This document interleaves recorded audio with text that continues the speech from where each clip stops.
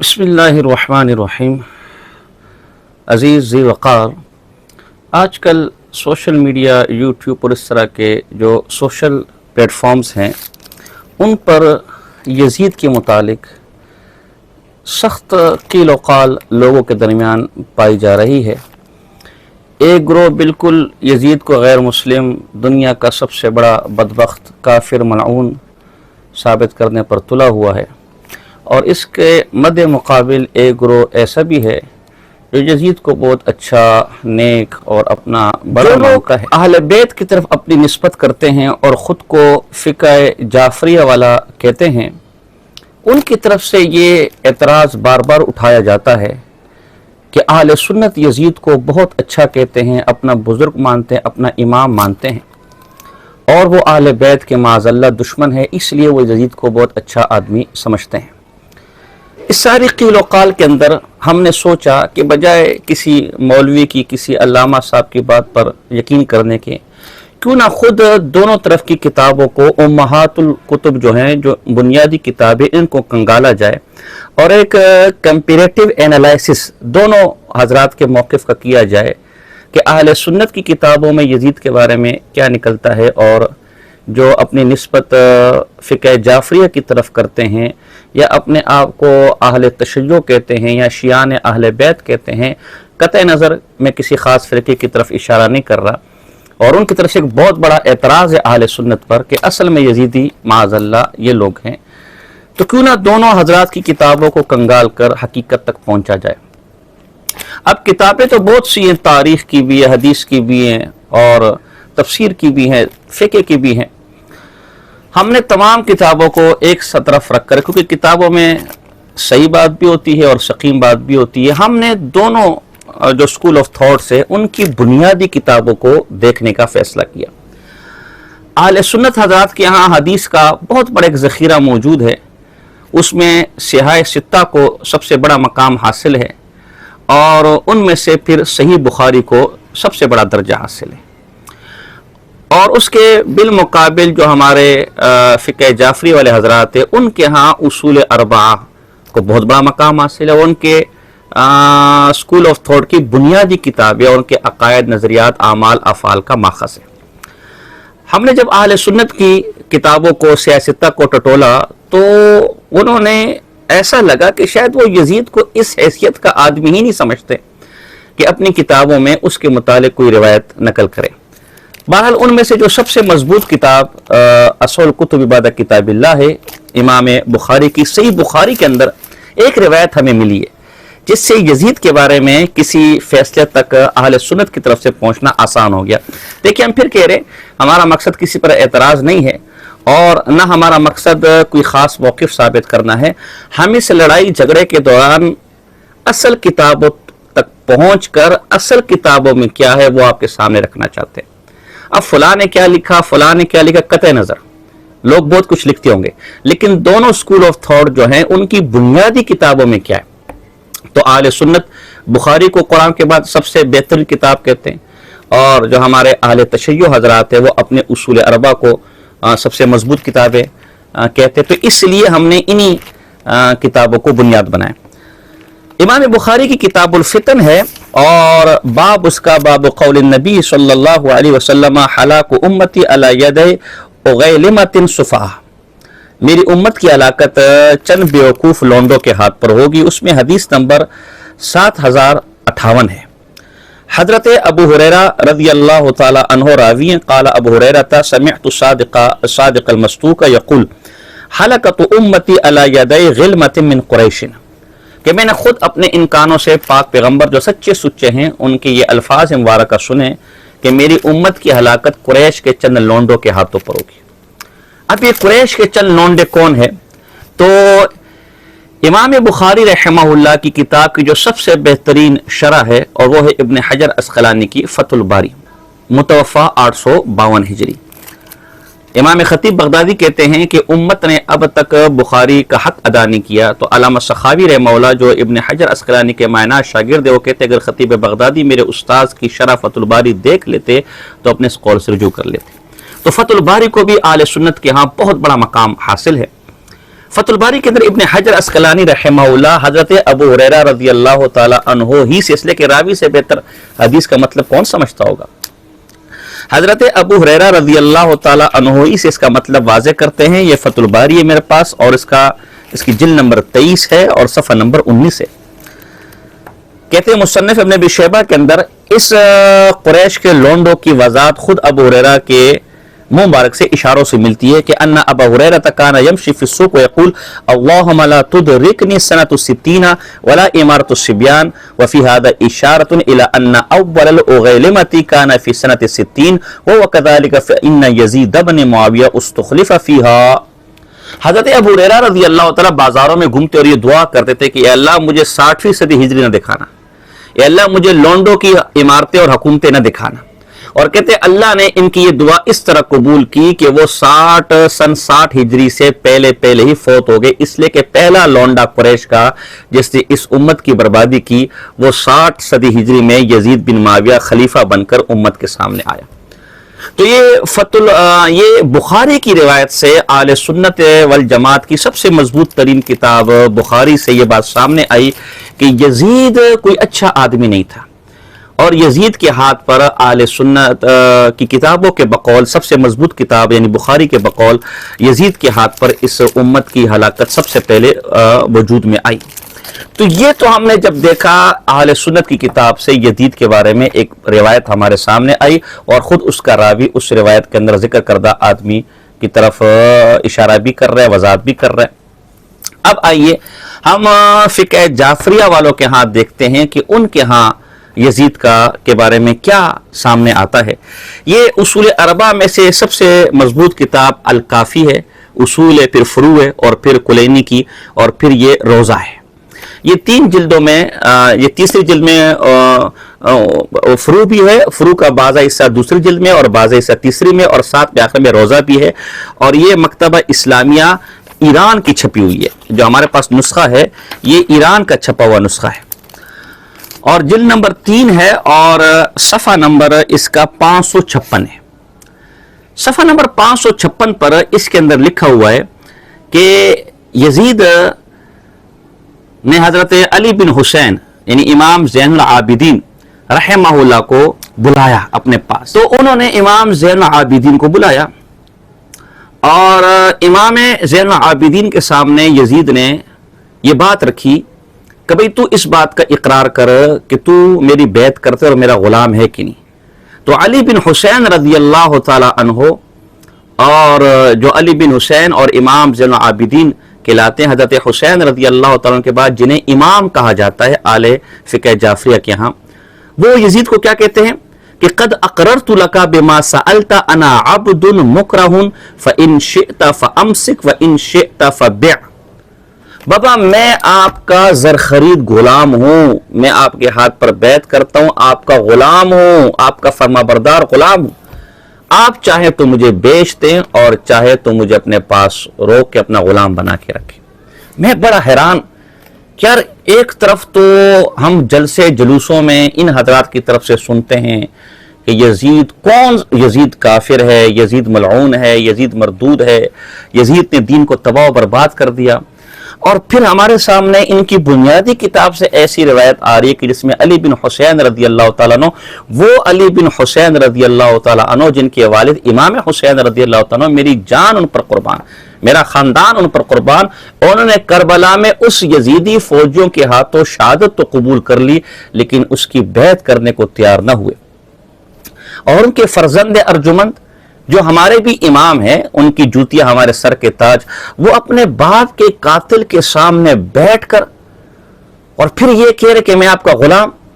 چاہے تو مجھے اپنے پاس غلام بنا کے رکھے، چاہے تو مجھے آپ بیچ دیں۔ عجیب و غریب میں مخمسے میں کا شکار ہو گیا ہوں۔ ایک صاحب سے میں نے سنا کہ یہ تقیہ ہے۔ یہ کیسا تقیہ ہے؟ یعنی ایک باپ کا قاتل، ساری زندگی باپ نے جس کے خلاف کام کیا ہو اور اسے اسلام کے مقابل کفر قرار دیا ہو، اور اس کے ہاتھ پر بیعت کرنے کو یا اس کی خلافت کو تسلیم کرنے کو اسلام کو ڈھا دینا قرار دیا ہو، اور بیٹا اسی باپ کے قاتل کا غلام بن جائے، یہ کون سا تقیہ ہے؟ آج کے دور میں بھی کوئی باپ کے قاتل کا غلام بننے کو تیار نہیں ہوگا۔ تو میں حیران. اب اس سے تو مجھے یہی معلوم ہو رہا ہے کہ زین العابدین امام رحمہ اللہ علی بن حسین اگر ہمارے امام ہے تو خود علی بن حسین تو یزید کو اپنا امام اور اپنا آقا بنا رہے. تو نتیجہ تو یہی نکلا ہے کہ ہمیں ان کتابوں کی روشنی میں یزید کو اپنا آقا تسلیم کرنا چاہیے اور خود کو یزید کا غلام باور کروانا چاہیے. اس لیے کہ وہ قول تو وہی جو امام کہہ دے. ہمارے امام علی بن حسین ہے, ہمارے امام زین العابدین ہے, اور زین العابدین جن کو اپنا آقا کہہ رہے ہیں روزہ کافی کی روشنی میں وہ تو یزید ہے. تو یہ میری بڑی تعجب خیز بات تھی. ہو سکتا ہے کوئی صاحب اس روایت پر کوئی کیل و کال کر دے, تو اس پر بھی میں نے پھر تحقیق کی کہ اس روایت کی استنادی حیثیت کیا ہے. تو چونکہ وقت مختصر ہے اور عوام بھی سنتی ہوئی اتنی باریک باتوں میں نہیں جا سکتی, میں ایک حوالہ آپ کے سامنے پیش کر دیتا ہوں. یہ آپ کے سامنے علامہ باقر مجلسی, جن کو ملا باقر مجلسی بھی کہا جاتا ہے,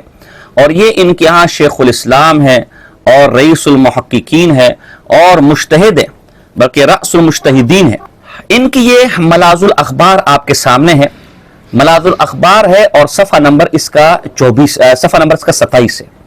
بڑی لمبی چوڑی بحث کرتے ہیں کہ اصول اربعہ کی روایتوں کا, جس میں یہ روزہ یعنی کافی بھی شامل ہے, اس کا کیا حکم ہے. تو وہ لمبی چوڑی بحث کرنے کے بعد لکھتے ہیں والذی یقوی عندی وقد اوردت دلائلہ فی الکتاب الکبیر هو ان جمیع الاخبار الموروده فی تلک الاصول الاربعة وغیرها من مؤلفات الصدوق والبرقی والصفاری والحمیری والشیخ والمفید وما تيسر لهم بحمد الله من الاصول المعتبرة المذکورة فی کتب الرجال وقد ادخلت اخبارها فی کتاب البحار كلها مورد العمل. یعنی میرے نزدیک جس بات کو ترجیح حاصل ہے, میرے نزدیک جو بات راجح بن کے آئی ہے اور جس کے دلائل میں اپنی کتاب کبیر میں دے چکا ہوں, وہ یہ کہ جو 4 اصولی کتابیں یعنی کافی اور پھر استفسار وغیرہ, یہ اس میں آنے والی تمام روایات اور نیز امام صدوق یعنی بابوے جو محمد بن علی ہے, اور اس کے علاوہ جو ہے وہ برقی یعنی محمد بن احمد بن محمد برقی ہے, اور محمد بن حسن جو صفار ہے, اور عبداللہ بن جعفر حمیری ہے, اور محمد بن حسن توسی ہے, اور محمد بن محمد مفید ہے. اس کی تصانیف میں موجود تمام روایات اور جو معتبر اصولوں کے ذریعے سے جو روایت کتب رجال کی ہم تک پہنچی, اور جن روایت کو میں نے ساری کی ساری اپنی کتاب بحار الانوار میں نقل کر دیا ہے, وہ ساری کی ساری قابل عمل ہیں, ان پر عمل کیا جائے گا. وہ تواتر کے درجے تک پہنچی ہوئی, پیچھے اس پر بھی انہوں نے بحث کی کہ یہ ساری کی ساری روایت تواتر کے درجے کو پہنچی ہوئی ہیں, اس پر عمل کیا جائے گا. تو یہ روایات قابل عمل ہیں, آپ ان کو ضعیف کہہ کے رد نہیں کر سکتے. اسی طرح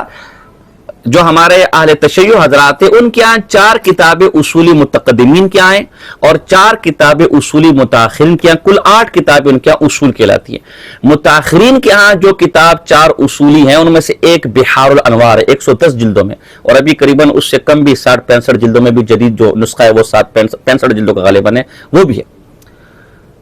تو ملا باقر مجلسی جو ان کے ہاں مجتہد ہیں, شیخ الاسلام ہیں اور رئیس المحققین ہیں, ان کی بحار الانوار یہ اس وقت آپ کے سامنے آ رہی ہے, اور اس کی جلد نمبر 45 ہے. جلد نمبر 45 ہے اور صفحہ نمبر 327 ہے. اس پہ کیا عجیب و غریب چیز میرے سامنے آئی کہ یہ جو محمد بن حنفیہ ہے, یعنی محمد بن علی رضی اللہ تعالی عنہ, یعنی حضرت علی رضی اللہ تعالیٰ کے بیٹے, حضرت امام حسین اور حسن کے سوتیلے بھائی حضرت خولہ کے بیٹے, اور یہ محمد بن حنفیہ وہ شخصیت تھے کہ حضرت علی رضی اللہ تعالیٰ عنہ حضرت امام حسن کو اور حسین کو نصیحت کر کے گئے تھے کہ انہیں اپنا حقیقی بھائی سمجھنا, اور حضرت حسن رضی اللہ تعالیٰ عنہ بھی حضرت حسین کو یہی نصیحت کر کے گئے تھے. انہوں نے باقاعدہ یزید کے ہاتھ پر بیعت کی, اور یزید اور ان کی مجلس کا ایک واقعہ یہاں مولانا باقر مجلسی نے نقل کیا. وہ کیا ہے کہ یزید محمد بن حنفیہ کو بلا کر کہتے ہیں فَإِنِّي قَدْ أَمَرْتُ لَكَ ب300,000 دِرْهَمٍ فَابْعَثْ مَنْ يَقْبِضُهَا فَإِذَا أَرَدْتَ الْإِنْصِرَافَ عَنَّا وَصَلْنَاكَ إِنْ شَاءَ اللَّهُ قَالَ فَقَالَ لَهُ مُحَمَّدُ بْنُ عَلِيٍّ لَا حَاجَةَ لِي فِي هَذَا الْمَالِ وَلَا لَهُ جِئْتُ قال يزيد فلا عليك أن تقبضه وتفرقه في من أحببت من أهل بيتك قال فإني قد قبلت يا أمير المؤمنين قال فانزله في بعض منازله وكان محمد بن علي يدخل عليه في كل يوم صباحا ومساء. یزید کی گفتگو ہوئی. یزید نے حضرت محمد بن حنفیہ رحمہ اللہ کو کہا جو حضرت علی کے بیٹے ہیں اور حسن حسین کے بھائی ہیں کہ بابا میں نے آپ کے لیے 3 لاکھ درہم کا ہدیہ اور وظیفہ کا حکم دیا ہے. تو 3 لاکھ درہم، ایک درہم آج کل کے زمانے میں کم و بیش 2.5 تولے کا ہوتا ہے. تو اب آپ اندازہ لگائیں کہ 3 لاکھ درہم کتنے بنتے ہوں گے. تو کہتے ہیں لہٰذا کسی کو بھجوا کے انہیں وصول کر لیں، اور جب تم ہمارے پاس سے روانہ ہوگے تو اللہ نے چاہا تو ہم تمہیں رخصت بھی کریں گے. تو اب محمد بن حنفیہ نے بڑا بہترین جواب دیا کہ بھائی مجھے مال کی ضرورت نہیں ہے، اور میں مال وصول کرنے کے لیے آپ کے پاس آیا ہوں. تو پھر یزید نے آگے ایسا کہا تو کوئی مسئلہ نہیں ہے، آپ ایسا کریں، آپ وہ پیسے وصول کر لیں اور اپنے گھر والوں میں سے جس کو چاہیں ان پر تقسیم کر لیں.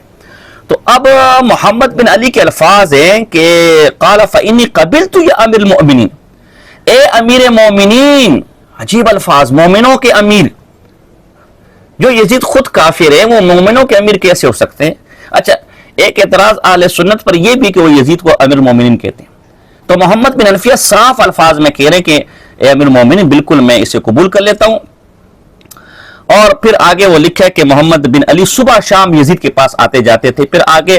محمد بن حنفیہ کے دوست اور خاندان کے دیگر افراد کے لیے بھی وظیفوں کا ذکر ہے. پھر آگے والے پیراگراف میں ہے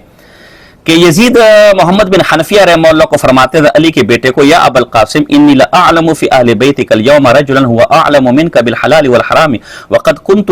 احب ان لا تفارقني وتأمرني بما في حظي ورشدي فوالله ما احب ان تنصرف عني وانت ذام لشيء من اخلاقي. فقال له محمد بن علي رضي الله عنه اما ما كان منك الى الحسين بن علي فذاك شيء لا يستدرك واما الان فإني ما رأيت منك مذ قدمت عليك إلا خيرا ولو رأيت منك خصلة أكرهها لما وسعني السكوت دون أن أنهاك عنها وأخبرك بما يحق لله عليك منها للذي أخذ الله تبارك وتعالى على العلماء في علمهم وأن يبينوه للناس ولا يكتموه ولست مؤديا عنك إلا من ورائي من الناس إلا خيرا. عجیب.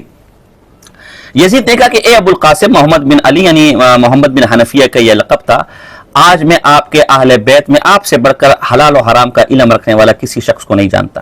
میری خواہش ہے، یزید نے کہا، کہ آپ مجھ سے جا تو رہیں لیکن اس حال میں مجھ سے جدا ہوں کہ مجھے کوئی نصیحت کر دے جو میرے لیے فائدہ اور میری بھلائی اور ہدایت کا ذریعہ بنے. اور میں اللہ کی قسم یہ پسند نہیں کرتا کہ آپ مجھ سے اس حال میں جائیں واپس لوٹے کہ آپ مجھ سے خوش نہ ہو، میرے اخلاق سے خوش نہ ہو. تو اس موقع پر محمد بن علی نے کیا عجیب و غریب الفاظ استعمال کیے. انہوں نے کہا کہ دیکھیں، ایک بات تو یہ کہ آپ نے میرے بھائی حضرت حسین بن علی رضی اللہ تعالی عنہما کو شہید کیا، تو یہ تو ایسا معاملہ ہے کہ جس کی تلافی اب ممکن نہیں. اس کا حساب کتاب تو اب دینا پڑے گا اللہ کے ہاں. باقی جب سے میں آپ کے پاس آیا ہوں تو میں نے آپ میں خیر ہی دیکھی ہے، جب سے میں آپ کے پاس آیا ہوں. اور یہ کوئی ایک مجلس یا 2 مجلس کی بات نہیں، یہ پیچھے والے پیراگراف پہ ہم نے واضح کر دیا کہ محمد بن حنفیہ صبح شام یزید کے پاس آتے تھے.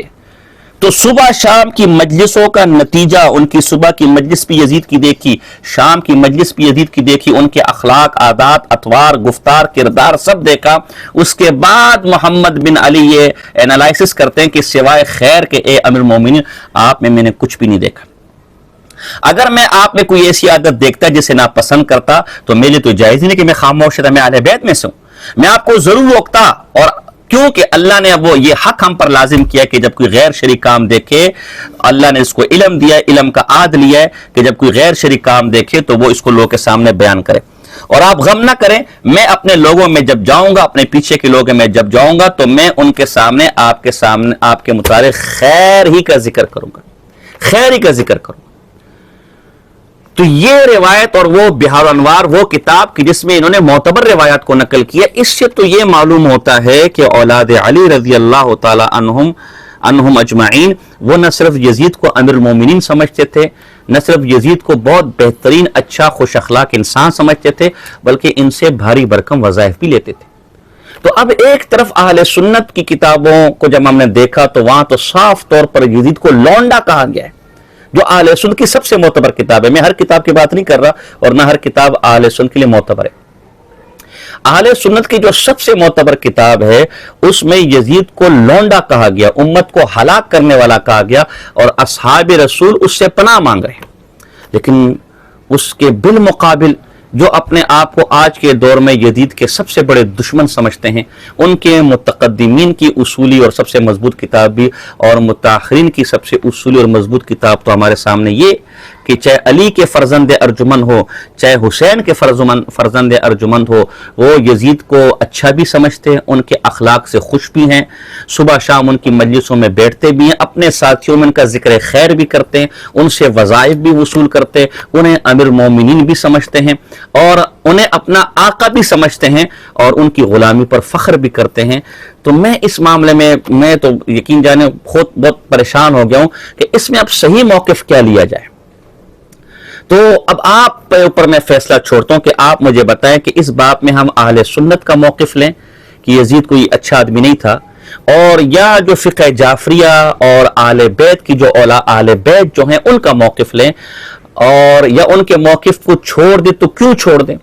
اور جب اہل بیت یزید کو بہت اچھا، ہم نہیں کہہ رہے،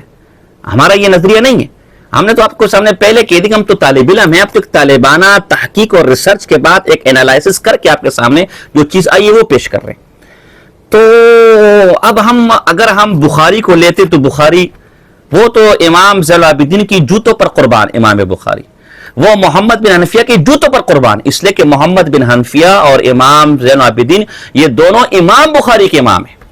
ایک طرف اگر امام زین العابدین کھڑے ہوں گے اور ایک طرف محمد بن حنفیہ کھڑے ہوں گے اور ایک طرف امام بخاری کھڑے ہوں گے تو میں خدا کی قسم امام زین العابدین کے پاس جاؤں گا، میں محمد بن حنفیہ کے پاس جاؤں گا، اس لیے کہ وہ اہل بیت ہیں، رسول اللہ کا خون ہے، ہمارے امام ہیں۔ تو میں کنفیوز ہوں کہ میں کیا کروں۔ امام بخاری بھی بڑا آدمی ہے، حضرت ابو ہریرہ رضی اللہ تعالیٰ بھی بڑے آدمی ہیں، اور ان کی روایت سے تو معلوم ہو رہا ہے کہ یزید کوئی اچھا آدمی نہیں تھا، اور دوسری طرف اہل بیت کے اور حضرت حسین کے بیٹے اور امام اور پھر حضرت علی کے بیٹے جنہوں نے امامت کا بھی دعویٰ کیا تھا، محمد بن حنفیہ، دونوں یزید کے بارے میں بہت بہترین رائے رکھ رہے ہیں، اور ان کی اقوال کی روشنی میں یزید اچھا بھی ہے، امیر المومنین بھی ہے، ان کے ساتھ صبح شام کی مجلسیں بھی کرنی چاہیے اور اپنے دوستوں میں ان کا ذکر خیر کرنا چاہیے۔ تو آپ حضرات ہمیں بتائیں کہ ہم ان دونوں کتابوں میں سے اور ان دونوں آراء میں سے کس رائے کو لیں، اور جو لوگ آج یزید کو برا بلا کہہ رہے اور پھر اپنی نسبت اہل بیت کی طرف بھی کر رہے ہیں، کیا ان کتابوں کی روشنی میں ان کا یزید کو برا بلا کہنا بنتا ہے؟ یہ فیصلہ اب ہم آپ پر چھوڑتے ہیں۔ وما علینا الا البلاغ۔